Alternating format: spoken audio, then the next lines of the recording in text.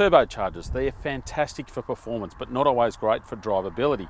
And I'm specifically talking about turbo lag. That fraction of a second that it can take for the turbo to spin up can make the difference between a podium and a fail at the traffic light Grand Prix. But this car has a pretty special trick to sort that out. Meet the Audi SQ7. As the name suggests, it's based on a Q7, but it's got plenty of go-fast sporty bits. Big 21-inch wheels, some extra skirting, and a tricky suspension system that electronically connects the left and right-hand sides to counter leaning through corners. But it's under here where the really tricky stuff's going on. That's a 4-litre turbo diesel V8, and there's a couple of turbos bunged on for good measure. But there's also a third turbo, an electric turbo, or more correctly, an electric compressor. The electric compressor only ever works for 2 or 3 seconds at a time. It draws current from a battery pack connected to a 48-volt electrical subsystem, and it aims to feed plenty of air into the engine from the second you breathe on the accelerator. Now, that electric compressor only works for 2 or 3 seconds at a time. It basically is designed to work low in the rev range or when you first get on the throttle to boost up and force some more air into those regular turbochargers. It runs off a 48-volt electrical subsystem, so you've still got the standard 12-volt system, but you've also got a 48-volt one that just to that electric compressor can send 7 kilowatts of power.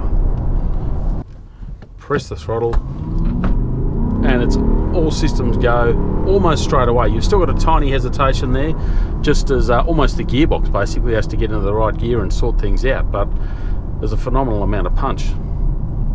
Now, V8 diesels that go quickly, that's nothing new. We've been driving those things for years, and to some extent, once you're up and running, this doesn't make a massive difference. You've still got plenty of mid-range. We're looking at crap loads actually, 900 newton meters of torque.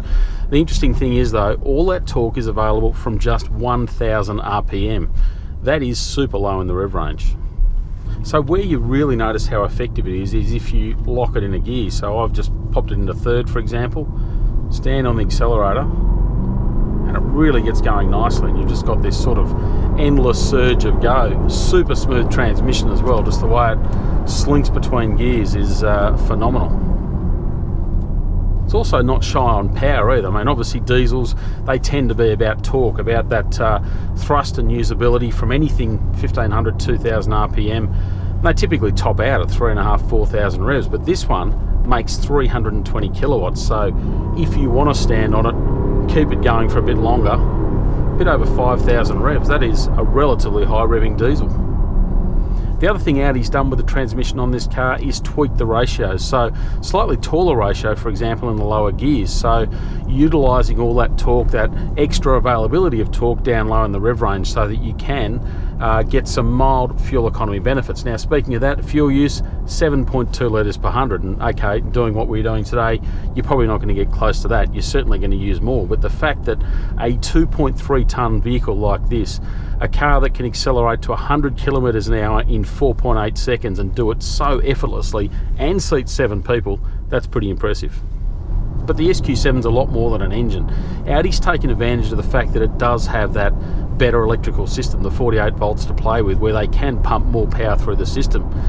So they've actually joined it up to the suspension system. So what you've got are these active roll bars, stabiliser bars basically, that can be decoupled. So when you're going along a bumpy road, you get amazing compliance through the suspension, and it is incredible on these sorts of roads. A real fluidity to it in the way it tackles bumps. But also you've got awesome body control. I mean, we love this car in Car of the Year last year. It did exceptionally well, one of the best SUVs we have ever driven at wheels. But this one stepped it up a notch again. You've just got particularly better control when you're going from a left to a right hand bend, and you can just feel it sitting incredibly flat. All up, it's a seriously impressive beast. Not cheap, nor do we expect it to be. You're looking at 160 grand, but then you start comparing that to some of the petrol-powered go-fast SUVs out there, and it's actually pretty decent value. Okay, not quite as electric in terms of acceleration, but still super easy to live with day to day, relatively fuel efficient, and that's really its key point. So are electric turbos the future? They certainly have a role to play. We've already got Mercedes-Benz and Porsche, for example, saying they're looking at similar sort of tech, albeit obviously their own take on it. And this engine, you can guarantee it'll end up somewhere else within the Volkswagen group. That ain't such a bad thing.